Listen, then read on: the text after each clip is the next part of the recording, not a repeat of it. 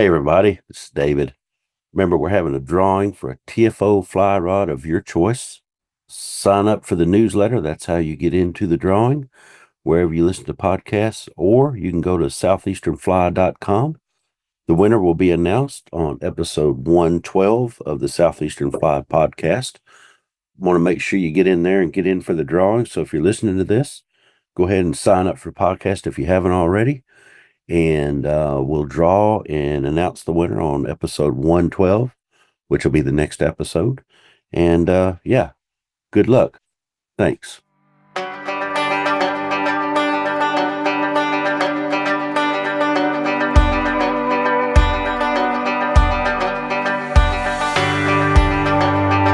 Nick, there's a problem, and hopefully my bride isn't listening to this. She doesn't tend to listen to them unless I tell her that she should listen to them, but I won't tell her about this one. But there's just too many fly rods in the world, and I've probably got a quarter of them in my garage and in my house.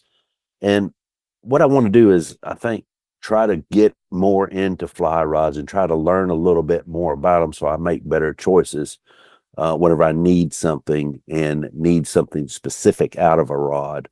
So hopefully I can learn something, and hopefully our audience can learn something too. But I want to start with the construction of the rod. Let's move from the handle, start there and work our way to the tip.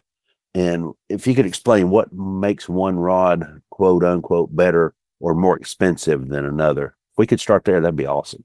So I think what people need to understand is what makes a rod better is if it's a rod that fits for your casting style and what you want to do. I get that question all the time at consumer shows, trade shows. Well, what's the best rod for me? Or someone walks into the booth. Show me your best 7-weight. Well, it's not that easy, right?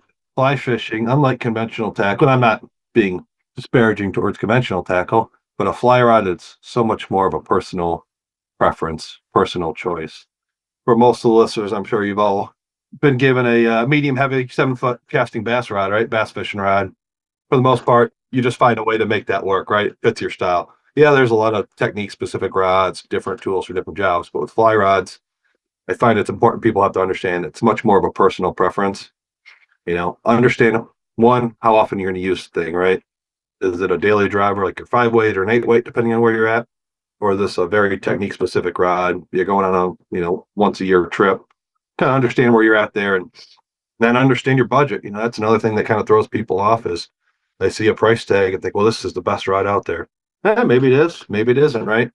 But if you kind of ignore the price tag, ignore the logo on the rod blank, you're at least off to a good start there. Again, get to a shop and cast them, go to a consumer show and cast them, ask some opinions, try some different rods. I mean, unfortunately, it's not an easy thing to recommend to people. And a lot of fly fishing, right, is a lot of trial and error. And it can be expensive while you're working to that trial and error, but there's some ways to mitigate that and to navigate that. So spend some time on the research and find what you like to cast and what fits your style. And your style's not always going to stay the same, right? Depending on your age, what you're trying to do, it can change, right? You may start off, I like a real slow, soft rod, right? That bends deep into the handle, loads real easy.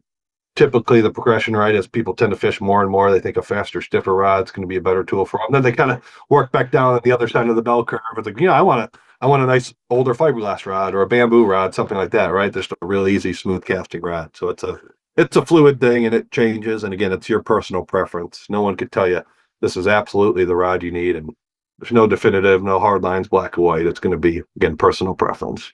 So what makes one more expensive then? Normally, I know that if I took the same rod in a couple of different lines of a TFO, what would make one more expensive than the other? Typically, your components are going to be really where you see, and this isn't just specific to TFO, this is across the board. Your components, your guides, quality of cork, reel seats, style of rod tube, a lot of those other things, rod stock, do have a major impact on the cost of a fishing rod, of a fly rod. Then you have the ongoing struggle right now is if it's made in the US versus if it's made overseas. Cost of labor is a big thing.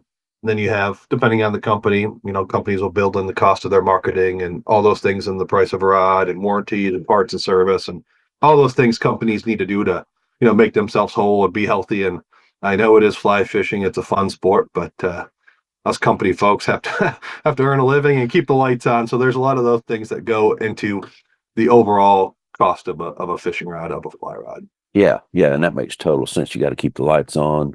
Otherwise, we'll be moving back toward bamboo and then eventually something like that, just cut off the stream and fishing with a long, flimsy piece A of cane something. pole, yeah, a Cane cane pole, pole, a yeah. bobber, and a worm. And so again, a lot of factors there. And you mentioned starting from the butt section up. Cork's an interesting one, right? Takes a cork tree 25 years to mature. And after that, you can start harvesting it and getting somewhat usable cork. Then it's 9 to 10 years or so after that. But I mean, that's a long time if you think about it. And cork's not a really prevalent thing. There's not a lot of cork farms in the US. There's not any, right? It all comes from overseas somewhere. Yeah, right. Those different grades of cork definitely add costs to the rod. And while a lot of companies have been playing with composite materials, right?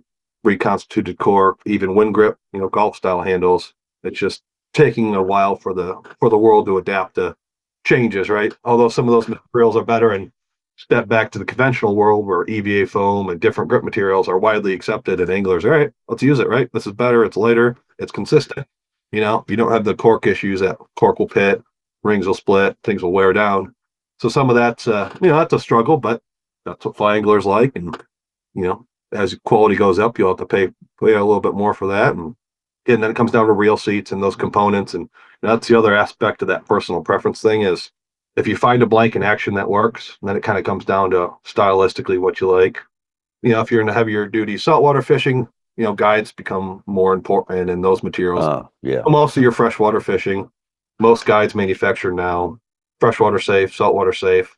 Materials wise, I feel spoiled at times working in 2025 now, as opposed to what was going on in the 70s and 80s where the material just wasn't there and the advancements aren't there. I mean, every 2 3 years, my lead engineer in the factories come to me with some carbon fiber graphite mix or some different scram, different type of material and say, let's try this. Maybe this will make someone's life a little bit easier or more efficient when they're casting the fly rod and fishing. So the material advancements been rapidly accelerated the last few years. Oh, yeah. Yeah. I know we tend to think that a more expensive rod is going to have me cast better. And a $700 rod is not going to cure a $7 casting stroke. That's not going to happen. You have to put your time into it and you have to be focused on it. And I like to say as much as you can. You don't want to let it overrun all the other stuff in your life. But, if you can make time, squeeze in some casting time here and there or with an instructor or whatever, with a good friend that knows how to cast that's willing to teach you, then that's worth its weight in gold to have that time. No, absolutely. 100% agree with that because although it is a leisure time, leisure money, if you want to be proficient, if you want to be good at it and enjoy it, right? Because a lot of times success is, determined by if I'm catching fish, if I'm having fun, if I'm not getting frustrated, right? Like a lot of sports, if I'm just not getting ticked off at myself and angry, I'm probably successful. Exactly. It's worth committing some time and it doesn't have to be, well, I will always advocate going to a shop, going to a local guide and spending some time and money on casting lessons. You could start with just having a friend watch you. One of the funny things, travel all around the world, doing shows, doing casting lessons, doing fishing programs. And 99% of the time, someone, whether they're brand new to the sport or very experienced, been doing it a long time, they pick up the rod and they go to cast and they don't bother to look anywhere other than straight ahead, right?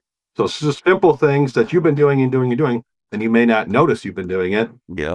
You could have a buddy or a fellow angler or even a stranger to say, hey, you're dropping your back cast or your rod tip's not on a level plane as it's moving backward and forward. So some of those things, having a set of eyes doesn't really cost any money.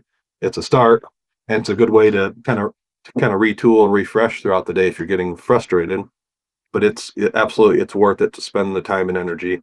Again, you don't have to, but odds are you're going to get frustrated. And to me, that's where I get upset is if someone takes up the sport, they spend a bunch of money, which, whether it's entry level products or high end domestically made products, it's a considerable amount of money, right? Yes, sir. And they kind of fail to spend the time to actually learn how to cast and learn some basics and learn how to repair their cast throughout the course of the day.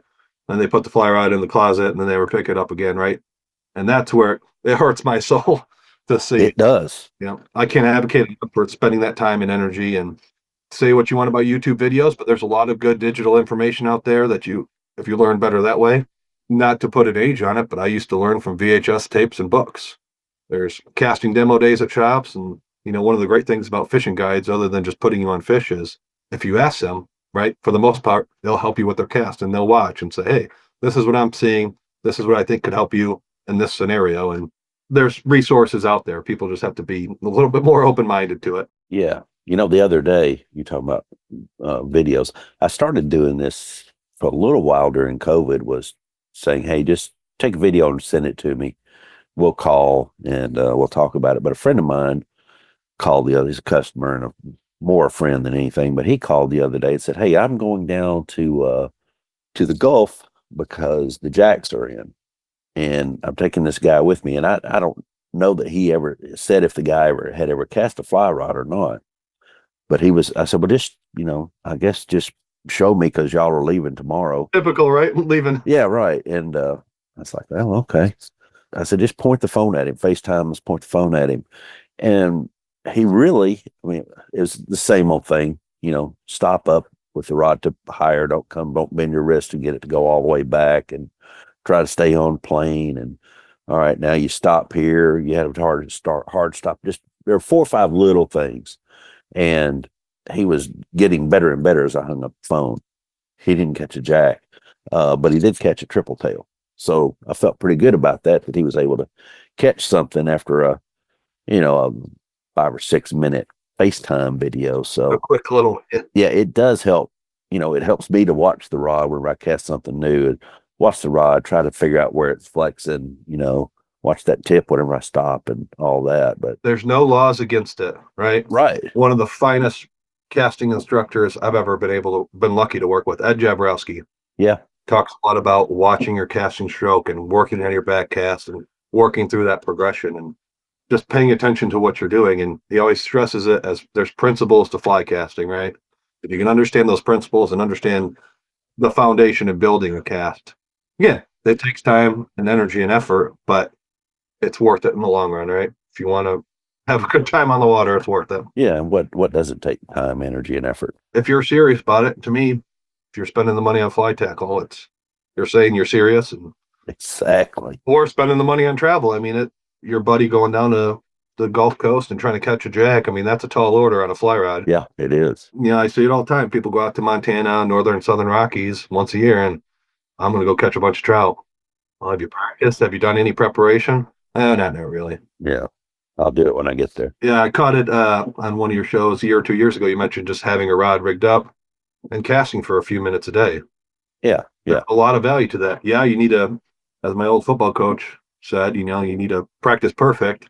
Just practicing isn't enough, but if you can learn how to practice perfect and you could do it, 5, 10, 15 minutes a day max, you could practice, play around with some different things, and it'll show, right, once that trip comes out. So that's a valuable point I caught in your show there. Yeah, I find myself not doing that sometimes of just, okay, well, I've been on the water, I've been rowing a boat, I've been on the water, not really fishing myself, and get down there, like, yeah, I need a little wind up here and figure out, probably should have worked this a little more. So yeah, probably should have worked it, or it's a drift boat raft angler issue too. I say, why would you wait till you get on the water? Then they realize you have to work on your off shoulder cast or cast with your left hand, right? That's not the time to work on it. The time to work on it when you're standing in your yard, neighbors are walking by, walking their dog, staring at you like a weirdo. To me, that's good enough pressure, right? Similar amount of pressure as if you're standing on the bow of a raft or a drift boat, but now is the time to practice, not when you get in those scenarios and the wind's blowing at your face and everything's gone wrong, right? The wind. Yes, the wind. Exactly. Well, let's go ahead and kick this show off from high atop the world headquarters of Southeastern Fly. This is the Southeastern Fly podcast. Thanks for joining us. Feel free to share this with your friends and your fishing partners. Hit the like, click the follow, and also you can sign up for the Southeastern Fly newsletter. It's at the episode show notes wherever you clicked on this podcast. So give a shout out to Peter Jordan from episode 61, Fly Fishing Mobile Bay. Give a shout out to him because he's the one that connected our guest and myself today. So he is that guest about fly rods. He's been working for TFO for over a decade. He loves to fish. which you can already kind of tell that. He fishes around his home base in Dallas, Texas, as well as many other points in the U.S. Like me, he spent some time in Michigan. Hopefully, we'll get around to talk about that. Please welcome to the podcast, Nick Conklin. Nick, thanks for stopping by. Yeah, appreciate you having me here. Nice speaking with you. Yeah, yeah. Got a good audience, and we've already had some good discussion. But let's move on here, and I want to break down the fly rod into bite-sized pieces. And there's a lot to consume, and I understand that. We've only got, a limited amount of time. But I want to start with rod length. And I want to start, here's the reason why, is this year, earlier in the year, we had all this high water. Just every day it seemed like it rained, or every other day. Probably didn't quite as much as I thought, but the freestones pretty much stayed blown out most of the spring. The tailwaters, instead of running 240 CFS, were running 11,000 CFS. So Wow. big swings there. Yeah. So I had ordered or had gotten a couple of 8 weights, 10-foot 8 weights, and I'd gone from 9 foot to 10 foot. And we had a couple of situations where we had all new people in the boats, and I put them on the 10-foot 8 weights with a pretty heavy sinking line, actually, and taught them to fly fish that way. And what I noticed was the heavy sinking line, they could feel that rod, but also it looked like even with the floating lines, they were better because they could apparently feel that tip a little better and know where to stop and all that. Same rods, floating and sinking. There are a lot of myths out there about fly rods, and I want to kind of cut through that. Like one of the things that I was told when I was first starting, you got to have a short rod to fish up in the Smokies because it's so tight. Well, there's one or two streams up there that are tight, but for the most part, you can work with something a little longer. Now you got like shorter tournament rods, you got switch rods, you got two-handers, you've got all different lengths. The old timers, like you said, they use cane, they use, sturdy, flimsy wood, not so sturdy. But tell us what we need to know about rod lengths. That's the big thing, shorter versus longer, and that sort of thing. Yep, and that's an interesting anecdote there. To me, a longer rod, right, longer lever allows you to pick up and reposition line more efficiently. I come from the two-handed world, the space switch world, whatever you want to call it, in Michigan and fishing out west, Pacific Northwest quite a bit. And people think a longer rod, oh, it's going to give me more distance. No, not if your casting's not tuned up, but to me, it's the ability to pick up those heavier lines and reposition them very quickly, very efficiently. So you have that advantage. If you're in a drift boat or in a raft, and this is something I've been playing with and trying to convince more people of, depending on your position in the boat, again, that longer rod could be advantageous, right? Because think of the standard drift boat or raft position as you're going down the river. Angler on the bow, a little bit coaster, angler in the back. You're slanted, right? You're angled. So maybe a little bit longer rod could be a little bit more of an effective tool. So it's not about casting distance to me, but it's just about efficiency, picking up and repositioning those lines.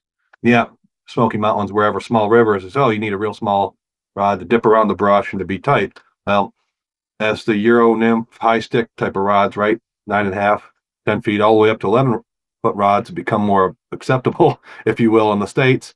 I have a lot of people fishing 10.5-foot rods in the Smokies and in Wisconsin and in smaller waters. So it's not necessarily about trying to cover a bunch of water, just efficiency in picking up, repositioning those lines, getting those slides back in the water. And if you're uncomfortable wading, maybe it's either physically or it's just new water, a little bit longer rod, right? You don't have to go out as far.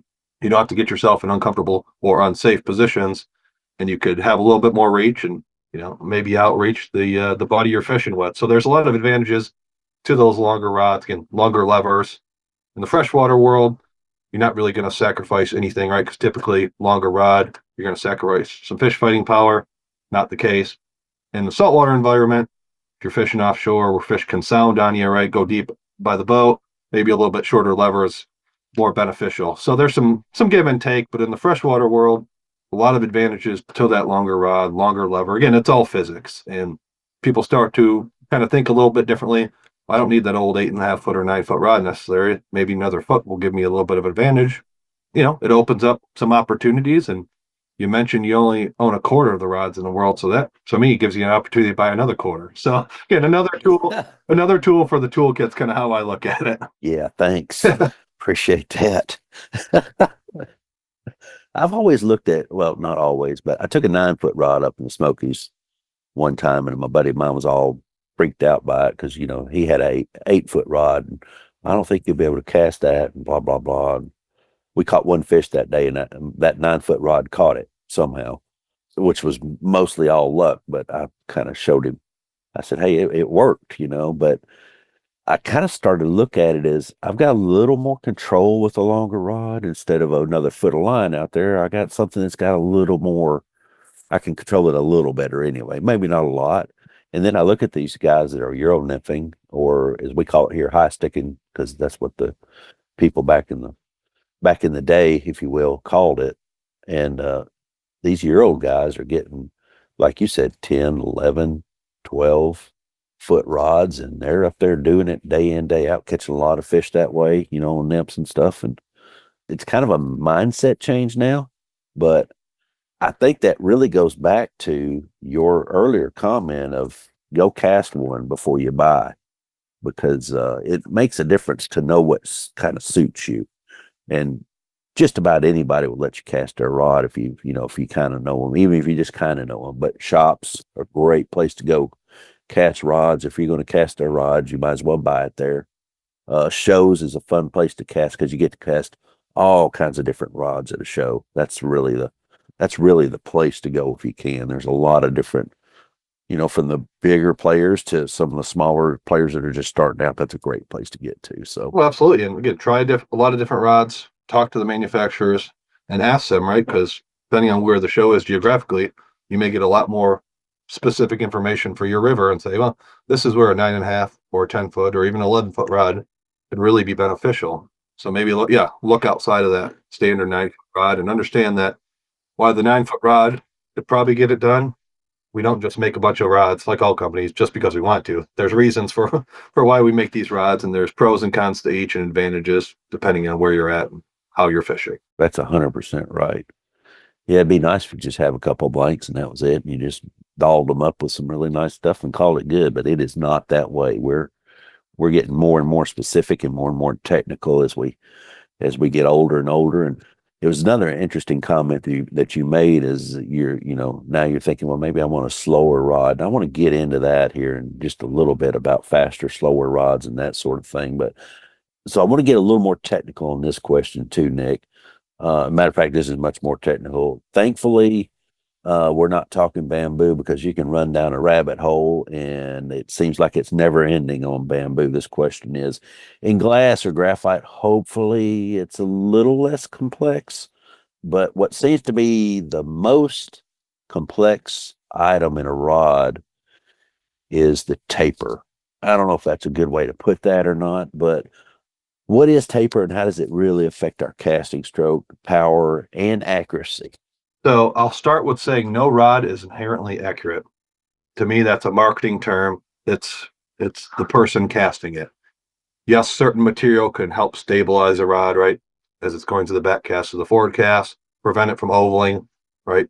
Falls under too much load. So yes, material can help with the cast, but again, at the end of the day, it's you as a caster, you as an angler, that's going to achieve accuracy.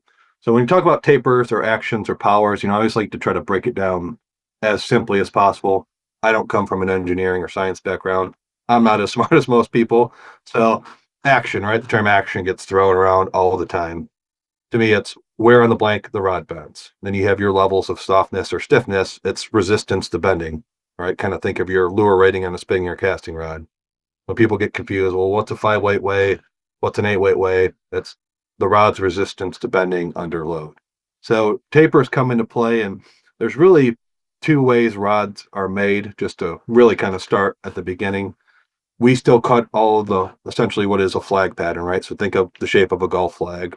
An acute triangle is what it is. And they could have, different angles to them depending on the level of stiffness or softness, right? The action of the rod you're trying to achieve. Those are cut. Those are rolled onto essentially what we call a mandrel, right? A steel tube. Looks exactly like the fishing rod you're trying to replicate. They're heated up, then put in an oven to bake. So A lot of that's still done by hand, but there's a lot of machinery now that does it, that cuts it all. And again, that just makes it very precise, consistent across the board, right? So rod one's going to be the same taper, same style of rod as rod 15,000 in theory. So they're still hand cut. We still hand cut all our own flag patterns, all our own material before we roll them. And again, those flag patterns, those shapes they change, excuse me, depending on the action, power, stiffness, whatever you're trying to accomplish. Getting in the tapers and actions and things, yeah, it's great as you want to, if you want to go down that rabbit hole, but to me, it's how you feel. And anecdotally, I'm sure a lot of listeners is, if they want to get into saltwater fishing or just bigger streamer fishing, they're told, well, you need a fast rod. Well, not necessarily. It's not going to help you achieve more distance or be more efficient if you can't load that rod. So I always try to recommend to people just be a little bit more thoughtful if you're told you need a fast rod or a soft rod, stiff rod or a slow rod until you actually pick it up, find out if it fits. Because everyone's timing is going to be a little different, right? Cadence, tempo, all those things are going to be a little bit different. And lucky for rod manufacturers, they're going to change throughout the course of people's angling careers. So what you start off liking may not be what you like in 2 or 3 years. And again, you may circle back around in the other end of the bell curve later on in life if you stick with it. So spend less time focused or fixated on the terminology. And it is the fault of rod manufacturers in the industry. For whatever reason, they've always tried to make it more difficult. Again, I'll step back to my two-handed experience when it was grams and grains and just trying to confuse everyone. I don't know why, but it can be tricky. So if you can kind of cut through that and understand, and this is very loose, but typically a medium action or a moderate type of rod is a good starting point, right? Because the bed towards the middle of the blank. It'll give you some feedback as a caster, and that's where that very fast and stiff type of rod can be a challenge for new anglers, new casters, right? Because you just don't have that feedback. You don't feel it load, bend basically. And it could be a challenge on that forward cast and that stopping when you actually feel it loaded enough to proceed and unroll that fly line. So that terminology can be tricky and unfortunately can be kind of a turnoff for a lot of people getting into the sport. I want to go back to my new guys that I was working with earlier in the spring. They had the same tendency I had, and the same tendency that I see a lot was not stopping anywhere close to the right point at first, like all of us. Even the best of casters probably didn't stop exactly where they should have the first time, and coming forward too fast, like really, really fast up, stop, and go. Would a softer rod help that, or would a softer rod not A help softer, slow rod could help with the initial load, but it's not necessarily going to help with that forward stop, right? That's still just understanding how your body moves, your arm, your hand, your shoulder, everything moves kind of in conjunction. But yes, that more moderate style rod could help it load a little bit easier, right? Doesn't have as high of a resistance to bending under the given load. So that could be a little bit easier. Again, provides feedback. Oh, someone makes a back cast. Oh, I can kind of feel that. And to me, when you move in that forward cast, it's, well, what's your fly line doing? Your fly line is going to tell you a lot of what your cast is doing. I think that's a thing that involves the rod, but a lot of people don't realize that when this rod tip is moving like this, right? It's not on an even plane. That line's going to land and go this way, that way. Maybe it'll pile it up, right? Don't stop soon enough. It's going to drive into the ground. Stop too soon, right? Will kind of flutter down on you. So understanding what the rod's doing during the entire phase of the cast. And again, the fly line's going to tell you what the rod tip's doing. So there's built-in things, right? That if you're astute and kind of paying attention and thinking a little differently, you can help yourself out quite a bit. that makes a lot of sense, actually. And watching the line, what's the line doing makes a lot of sense. I'm not just talking about behind you. You were talking about in front of you. If it's slapping the water, then you're, not stopping at the right point. If it's fluttering down, you're also not stopping at the right point, but it's a little different space of stop. So Your space of stop and your angle, right? That kind of V-shaped angle is always a good one. I recommend to people just try it if you can visualize that. It'll definitely help you a little bit. And then the tempo, right? Your speed, right? Start slow and finish fast. And again, it's not always an easy thing to translate to new anglers, but again, it's a slow, steady increase of speed into your stop. And if you're watching, you might not notice it if you're doing it, but if you're watching somebody else do it, right, you can always tell. Or at the end, they try to give it a little bit of English, right? Try to push it a little oh, bit. yeah. Those are things to watch out for. That little push, that little flare is not going to give you any extra feet, right? Ain't that the truth? Oh, yeah. As I teach people, I tell them that I don't know where that little extra push came from, but I know I didn't tell you that. Do what you're doing, and if you really want to get distance, learn how to double haul, right? Your line speed Yes, comes from that other yes. hand, and I don't know why everyone forgets. I'm just going to make the generalization. Most casters cast right-handed. I don't know why people forget their left hand, right? I'm lazy. I want to be as efficient as possible. I want to move this, my casting hand, as little as possible and really put my left arm to work. So Yeah, the double haul in the wind is the thing. If you can get that done, that's really something. again, it's like everything in the sport. It's practice and you know, but once you get it down, you'd be a much more efficient caster, much more efficient angler. You almost can't undo it once you get it. I mean, you can over time, but what I mean by that is once you start double hauling, it's like you double haul everywhere. Yeah, even at times, even when you really don't need to. Yeah. Yeah, you just do it. It's like, okay, I'm going to cast. Well, you don't even think about double haul. It's done. Well, let's move on. So hopefully that helped some folks out there that are thinking new fly rods and maybe helps you understand them a little bit and understand what you're looking for. But speaking of buying a fly rod, I want to talk about the landscapes of the industry itself. So currently there's a lot of tariff discussion, and that affects the manufacturers. It affects the fly shops a lot, and it affects us, the customer. And I'm going to put myself in there as well. It affects all of us. So how does the current tariff situation, how does that affect us all? Yes, it does affect us all. Put it simply, for now, things are going to be more expensive. If you ask, let's break down a fly rod or just a fishing rod in general.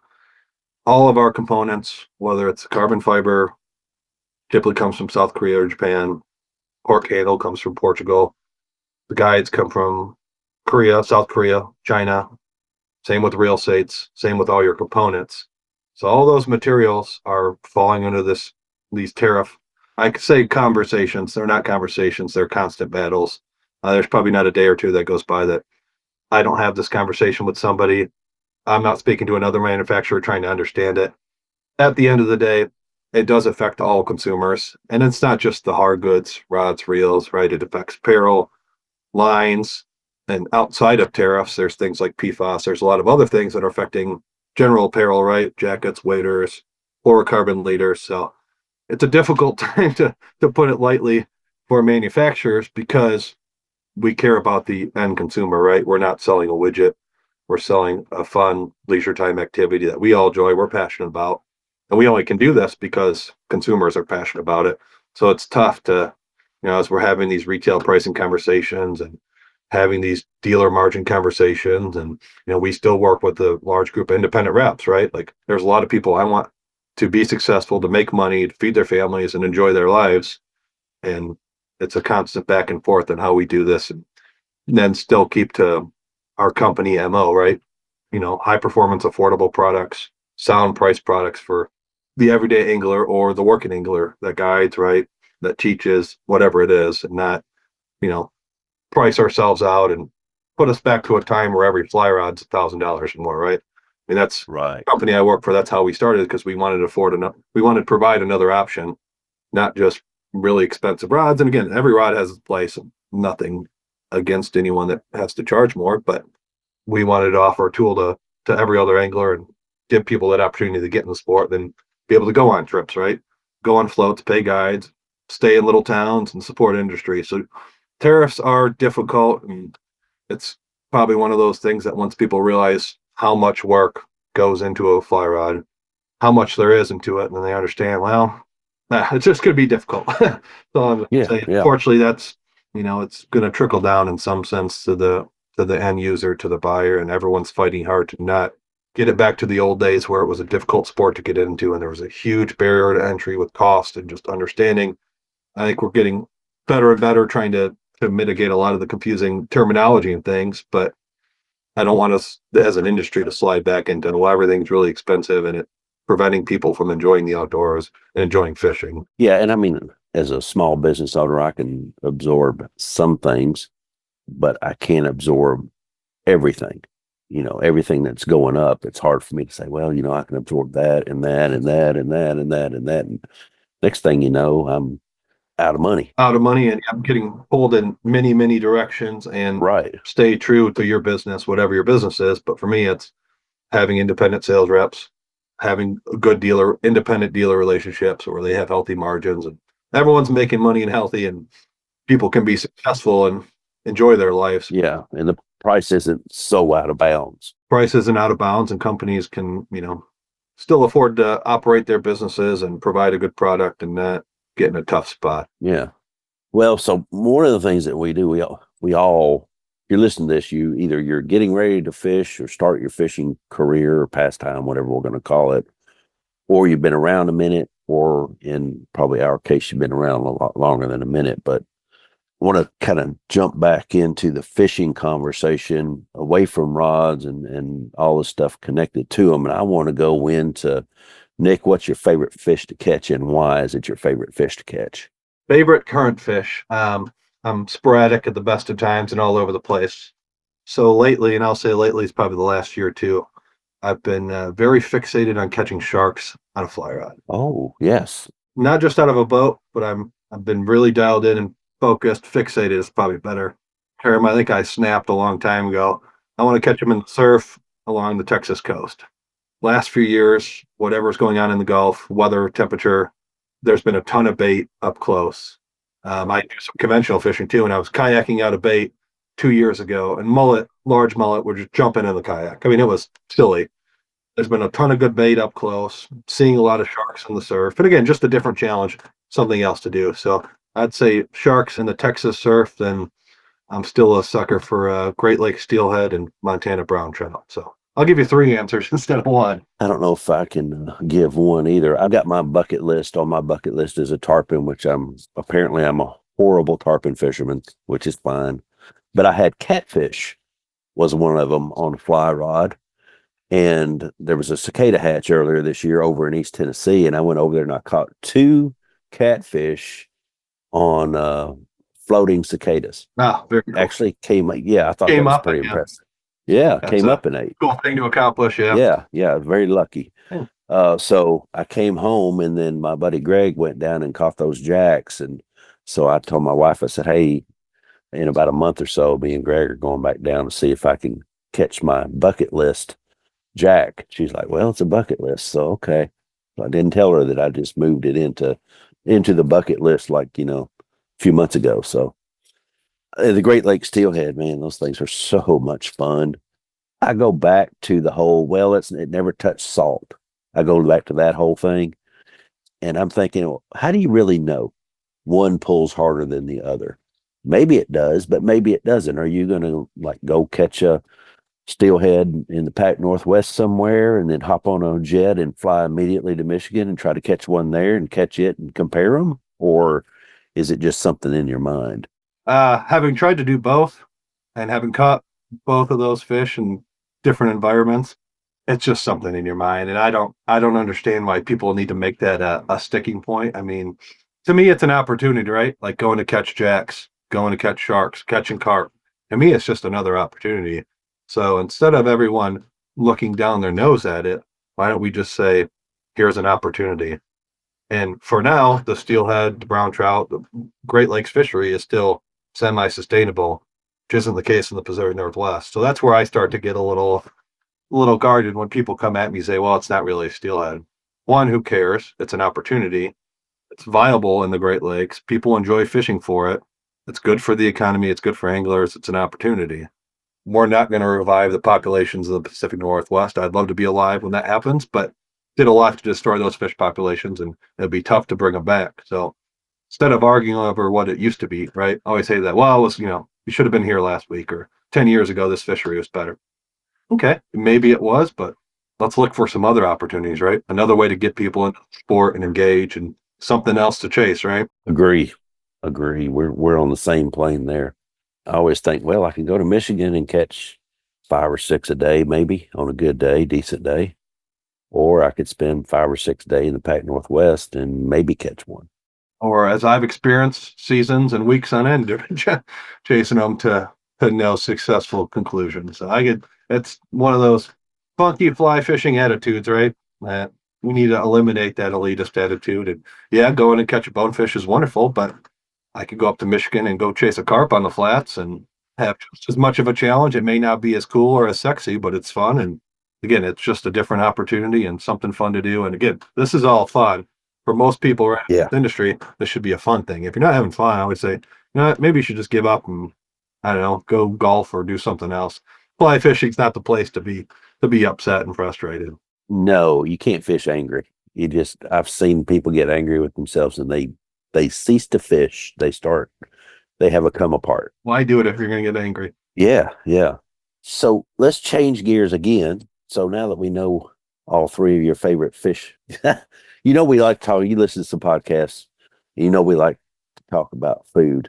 Matter of fact, this is some of the best sidebar conversation that I've had with people is, oh yeah, I went to such and such and ate because I heard that on the podcast. I went there to fish and I thought, well, I just might as well go ahead and eat it where the guy said that he liked. And I mean, it's almost like, all right, we'll just plan a trip out of this thing. It was kind of that way. Listen to it all the way down to where they were going and ended up, pretty much following it. So, which was really cool. But we like to talk about food, and some of our listeners live in Dallas, where you live in that area. And we've got some that travel for business down there that I've talked to. So it's good that we got you on here. What are some of your favorite places to eat in and around Dallas? Because Dallas is a pretty big spot. Dallas is a big city, and I'll preface this. 14 years ago, when I moved to Texas permanently, one of the major reasons was because of the food. Yeah, temperature, weather's great, but honestly, it was the food because I love Tex-Mex food. I love good seafood. A lot of opportunities here. In Dallas, for those heading down to catch jacks on the coast. A lot of good Mexican restaurants, but I'll give two of my favorites here in Dallas that just happen to be angling, fishing type of bars and restaurants. St. Pete's Dancing Marlin down in Deep Elm, just outside of downtown here. If you're a fan of angling history, saltwater fish, just enjoy a cool bar with creaky floor. Great place to go. Incredible tuna. The bar is loaded with I don't know how many hundreds, thousands of mounted fish.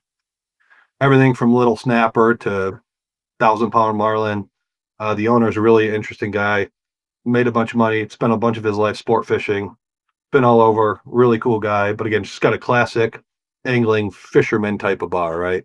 Great place. Again, very good food, good chicken wings, and just the ambiance is excellent. And the other one I'd say is a good Mexican seafood bar down the street from me, the original seafood bar. Again, excellent low key vibe, good happy hour, good pulpo if you're into octopus. Again, I had to give that preface because I love Tex-Mex food, love Mexican food, Mexican seafood. A lot of good opportunities down here. And for the listeners, you can't see me, but I'm a rather big guy, so you can trust my opinion when it comes to good food. And believe me, spending 13 years traveling around the country, traveling around the world, doing shows and events, I can sniff out a good bar, good restaurant better than most. So What's the name of the Tex-Mex place? it's Las Palapas, the original seafood bar down here, just north of downtown a little bit, in an area called Lois Greenville, which is where my office is. So a lot of different bars and nightlife and cool areas, but there's some good little hole in the wall type of places here. Nice.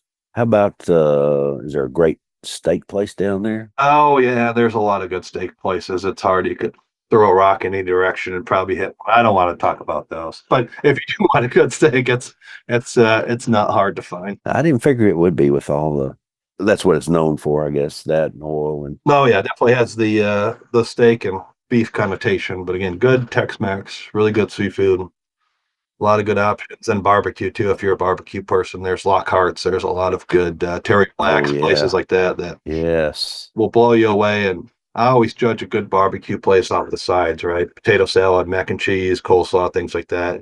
Again, it's hard to put the list together, and that's just I'm a lazy Dallasite. I won't go too many miles away from my office, away from my house here to eat or go have a beer or anything. So this is confined within an area, but you could expand out anywhere in the DFW Metroplex and find something excellent. Okay, dude's into food because he's like the barbecue, the sides. That's a whole other way to look at barbecue is how good are the sides. And that's kind of true, actually. A little different way to look at it, right? You can judge sausage, Yeah. brisket, and ribs, and To me, it's all right. What's the quality of the sides here? What are the offerings?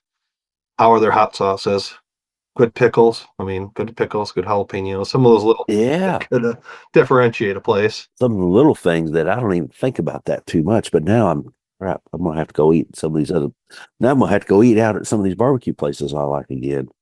Oh, so how far are you from the water, from the salt? So I'm about 4 hours from the saltwater, which Texas driving, that's really nothing. That's where I mostly fish, head down to the Gulf Coast. So west end of Galveston, down to that Corpus area. We do have some cool, I call them landlocked striped bass, just striped bass lakes here. They're a lot of fun on fly. Largemouth bass is still king in the state, but as I've worked my way through Texas fly fishing, it's really become throwing flies for striped bass, fishing down along the coast, and some of our smaller creeks and rivers. There's this little creek that runs right through the middle of downtown called Turtle Creek. Most people run by it, wouldn't give it a second look. Very nice bass in there, very nice carp. Cool urban fishing opportunity. So there's a lot of those.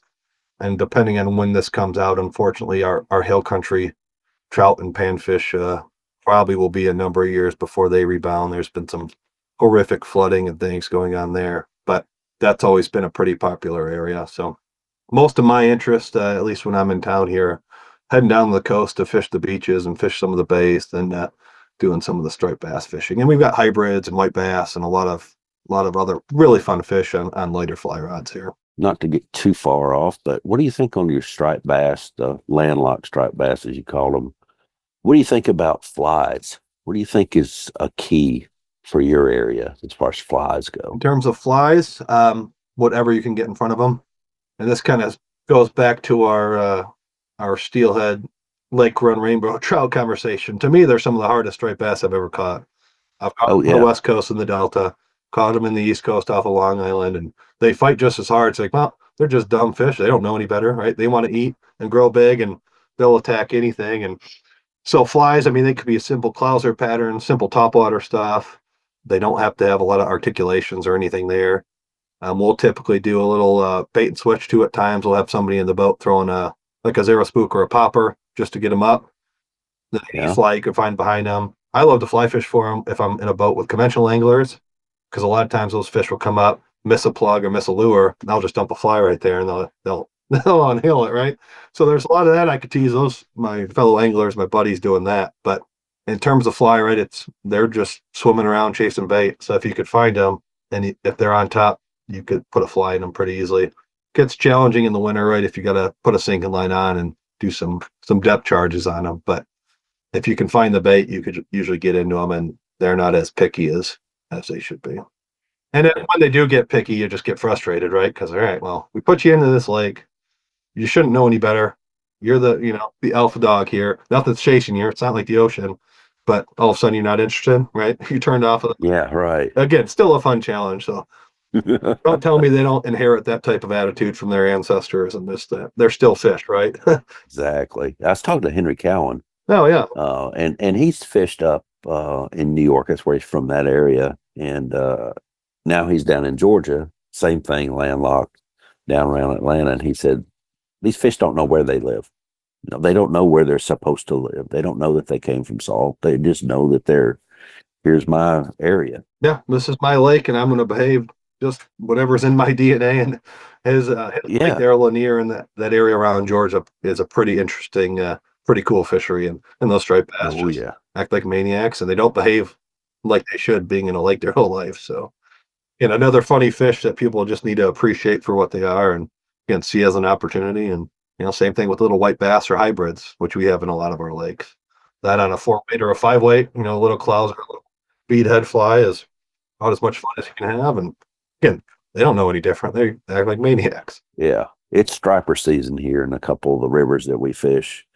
It's on down from the trout, although they're making their way up to a couple of the dams, and some folks are chasing them. I just hadn't had time to go out and do it, but they're starting to see, the 20, 30 pounders and bigger. One of the dams up way north of us is, they have just huge fish in big schools of stripers just running the river, just eat what I would consider a really big fish, and they're just, oh well, there's one.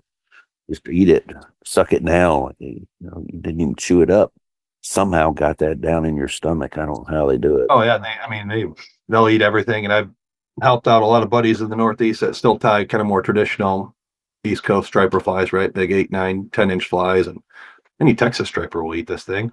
And I'd almost rather throw a fly at them because it's not like a lure with treble hooks, right? Where they'll swallow the whole thing and you got to cut your line off. You're in the middle of the Yeah, bits, and again, they behave like maniacs. And again, another cool opportunity, and people just have to realize yeah, that, yeah, get rid of some of the prestige. And I've been reading a lot about some of the original surf fishing anglers in the Northeast, right? A lot of the early striped bass days, 60s, 70s, before the moratorium, and 40, 50, 60-pound fish. And saying, that's great.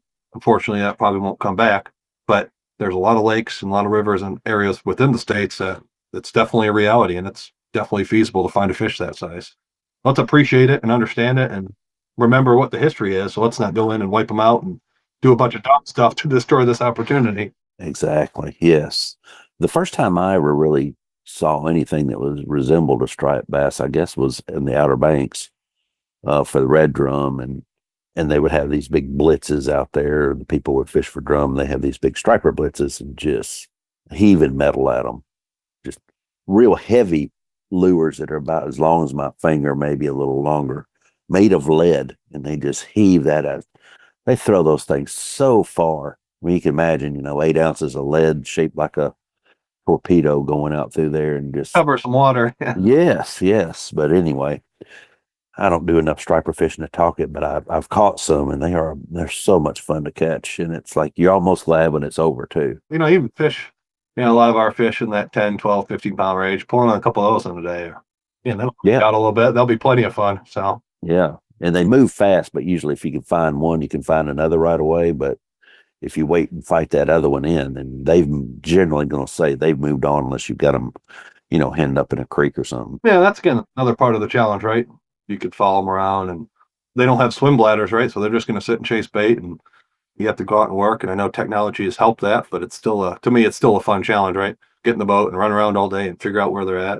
And then once you're on them, and they could move off any second now. So Yep, have you better get it done. have your line management Yeah, clean and organized, and get the fly out there, right? And that's the pick the truth. pocket of your buddies in the boat throwing gear. I may try that because I've got a couple of friends that do like to throw gear, and I think that would be a lot of fun to go out there with a. Yeah, just work as a team, really. Yeah, that's what we do. Yeah, Work a team. yeah. If you're working a bank or working into a creek, and again, it could help show you where fish are at, and if they're sitting school on bait. So do you just wait until they tease them up, or what do you do? How do you do that? If we're doing this situation, I'll usually one or two anglers up front throwing maybe a surface plug. The next person may be throwing more of a swim bait, right? A little depth to them until we kind of figure out what they're keying on. Then we'll just take turns in the back of the boat throwing a fly, whether it's a floating popper type of fly or something with some weight to it that's going to sink until we kind of get in the school or find the school. And again, most of the time they'll sit and follow topwater lures, and then you could sit and just get kind of bait and switch them, and dump a fly out there. Or if they miss that topwater a couple times, they're not going to leave it, right? Yeah, That's right. why I say they're maniacs. They'll just keep following it, thinking it's shad or whatever it is. That you can have a lot of fun doing that. I may have to make a phone call after we get done with this and see if I can't get because I've got a friend that's about all he does is fish striper with gear, and I think that would be a lot of fun. Anyway, I don't want to get us too sidetracked, but That's just a fun lake technique for anyone that's trying to figure out stripers or be a little bit more yeah, successful targeting them. and I know he knows where they are. I'm 100% sure of that because I've seen the pics, the recent pics too. So, well, so tell us, and it doesn't have to be a striper, obviously, but tell us about your favorite quote, the most hurtful, I guess, and memorable one that got away story. Most hurtful fish that got away. All of them I didn't land. Yeah. More specifically, I've had some again some steelhead out in Oregon and Washington State that spent several days chasing, and I fished. It was last year, 2 years ago, with some other exhibitors at the fly fishing show. Just in between show weekends, right? We were steelhead fishing out in the Skagit River, and same thing. Couple really good anglers, just swinging flies 3 4 days before the next show, and it was typical. Sun was going down. we had to get out of town the next morning early and hooked into a nice, probably 15-pound, maybe a little bigger fish. We saw it, got close enough to see it. It just kind of hunkered down in the current seam, right between the slack water and that faster water, and I had no chance. It popped off, but I mean that was a recent one. But again, any fish that got away it's a heartbreaker, but It is, isn't it? part of the challenge. And there's been some. I usually fish out in Montana every November and October, November for 2 or 3 weeks, and there's always been some good trout, right? Some bigger trout that I've hooked into and have got away, or I've seen when I'm crossing a bridge, and just one of those you drift a fly and multiple flies every way you can just to try to figure the thing out, and you just don't see it sitting there, right?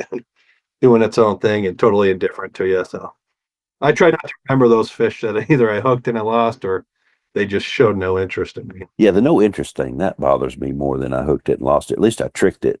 I fooled it for a short time, yeah. Yeah, but the other ones are just, I feel like I've been inside its head, but I still can't get it to, I can't trigger it to eat. You can't make them up in their mouth. No, can't figure it out. Or, we mentioned Jackson on the coast. We have a pretty awesome tarpon fishery down here. And you'll see them pop up along the jetty, and then they'll go under, show you no interest. 20, 30 yards away, they'll pop up again, show you no interest. And I guess that's what makes it fun, but it's, some of those fish that just have that indifference to you and just, oh, you're here, I don't really care, right? Black drum, right? Throwing a fly at a big black drum, and just, or a carp, whatever it is, right? And just kind of slowly nose away. And come on. Yeah, they just go sink down and you don't ever see them again, or they just ease off. No hurry. Yep, no hurry. And not like you spooked them. I don't know what's worse, if you're casting the fly and you can see it, or somebody else, your buddy, your angling partner is watching you. You can't necessarily see it. I was fishing Iceland last summer, and it was early for salmon, but everyone was up on this high bluff, 200 yards above me, and fishing this river mouth coming in off the ocean. And you could just feel everyone's emotions, right? As that fly started to swing down, start to get to the nose of that salmon. You can almost feel everybody start to do that and start to give you pointers. And I don't know what's worse. Not seeing it, because I was like, I know the salmon's here. It's a salmon. It's going to be tough to get on a fly anyways. But it's like, I want to get everyone excited to hook it, but they're more invested into it. And it's almost better that I can't see it. If I could see it with a trout or any other fish, it might drive, I say might drive me nuts. Like you probably drives you nuts. And fixate on it until the next trip. So exactly. Yeah, I had a guy standing, a worker on the dam one time. I was fishing the outflow, and he was like, he was a pretty good ways away. And I kept hearing him say, it's right there. It's right there. And he kept saying, a little further. A little bit more. Just a little further. Yeah. I was like, I wonder if he sees one, or is he just messing with me? Because it seemed like if I threw where he said to throw, I went, okay, that had to be it. No, a little further.